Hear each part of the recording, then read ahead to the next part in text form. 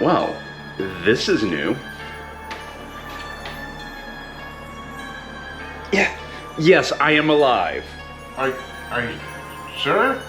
I'm 100% sure I'm Are you alive. sure you're not a zombie? I am not a figment of your imagination either.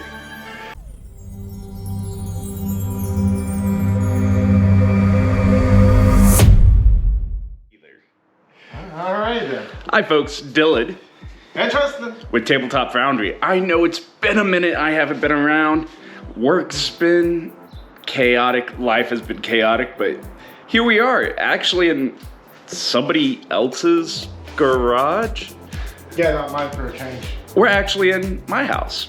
And over the year, our Christmas break, holiday break, whatever it's called, I got something. If you've been following us on Facebook, we do have a second Foundry starting, and this is our larger print area for resins. You might need to cure these a little more. It's a little sticky still. That was even cured. Ugh. That was just washed. Oh, God. Watch your language. We're past So- the 30 seconds. We're good. I can say fuck all I want now. If you can sit there and see here, we have a quick setup for the... What's this? A Saturn S? Yes, we went back and we got a new Saturn. They had a sale going on. My beautiful bride decided to treat the Foundry to a surprise Christmas gift. And we got the Saturn S. It was a wonderful sale with Elegoo. And we've got it. We've had it now for 2 months. A month. Almost 30. Almost 3. And in that time, we've kind of upgraded a little thing. And this quick video is what I have for my setup and what we recommend for your own home setup. Dylan, why don't you tell these lovely people what you learned? And if you are liking what you're finding out from here at the Foundry, please remember to hit that like button, subscribe, and leave a comment. That is the best way you can help the Foundry right now. So Dylan, what have you learned about your Saturn S as it sits here in your new Foundry? So, as I hand the camera over, this is going to be really weird to be in the front and actually in the lead. So, as you can see from our previous video, we're going to pin it somewhere. A Macarena. Copyright infringement.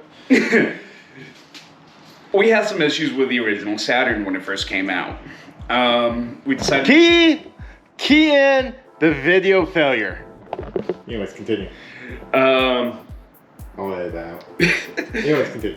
We said that we finally got this one and we got it somewhat up and running.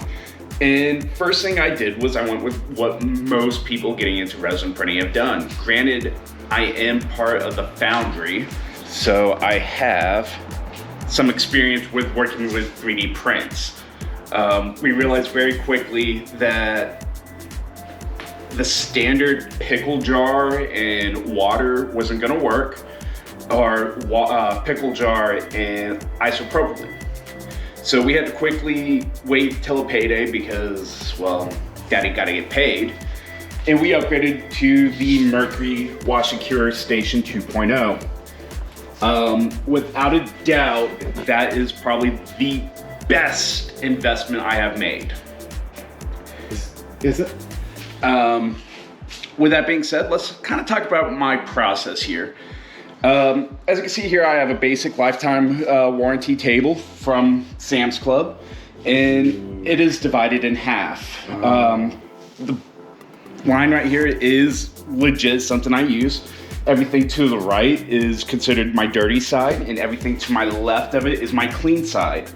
The right side is where anything that touches raw, unwashed resin is. So anything on this side gets washed, anything on the left is clean and is ready to be played with or messed with.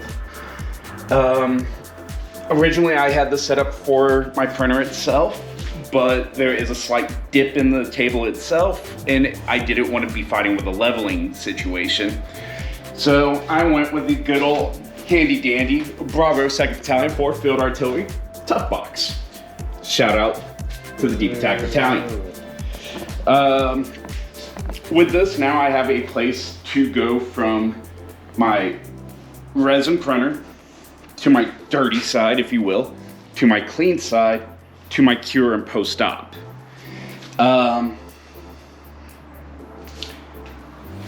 The process itself is pretty straightforward. We did an unboxing. The unboxing has not changed at all. So here I am cleaning up this epic failure of a print. My God, man! Yeah, it was gonna be massive. I've already sat there and done the screen cleaning apparatus. I noticed for me about 20 seconds does a lot better. The standard is 15. And here with that funnel that wonderful Justin printed me, as I said, dirty side. Turbo funnel. This thing sadly took the entire vat of resin in one go. I got a little dribble, but we're men, we dribble a little bit. And then inside the vat cleaner, I do have my build plate. It's going on for about 4 minutes just so I can get the resin cleaned off this. I am doing a full cleaning cycle today. So that means the vat's getting cleaned, the build plate, and even the printer itself. You should always have a little Kleenex for your dribble. Oh, thank you, baby. See, this is what you miss when I'm at work all day. Exactly. The other thing that I would suggest for those getting into this, either as a hobby, as a business, or whatnot, besides a Sam's Club membership, shout out to Sam's Club, or any of those big box chains, just for the amount of paper towels or kitchen wipes that you're gonna go through. Have a table, have a dedicated space for it. This is not one of those hobbies that you can get into and say, I'm gonna set it up, do something, throw it, put it up and get back to it. It needs its dedicated space. The other thing, and it's not really a big issue, with me printing out in my garage, I have a dedicated space heater, but I need a trash can. And not just any trash can. No, not my Texas disposal. I actually just need something, because I don't know how many times I've sat there and just gone swipe, and swiper no swipey, it's on the floor. But the other thing that's helped me out is my little shop vac. Because resin, cured resin all over the place, especially when it starts breaking and being fiddly. It's spiky? It's spiky. It hurts actually worse than a D4. So let's see this wonderful felt print. Ooh, that's spicy. That's really spicy. All right, end it. And here we are now with everything nice and clean. Build plate's back on. Resin tank is pretty. Nice and tight. Well, finger tight. Like a typo. Everything's put back together. And the entire process took maybe about 10 minutes besides our talking about everything with this. But regular, like they said in the Army, regular PMCS is a good thing. It's a good thing to sit there and every now and then drain the vat, clean it out, make sure you aren't developing any dimples, tears, or weak spots in it.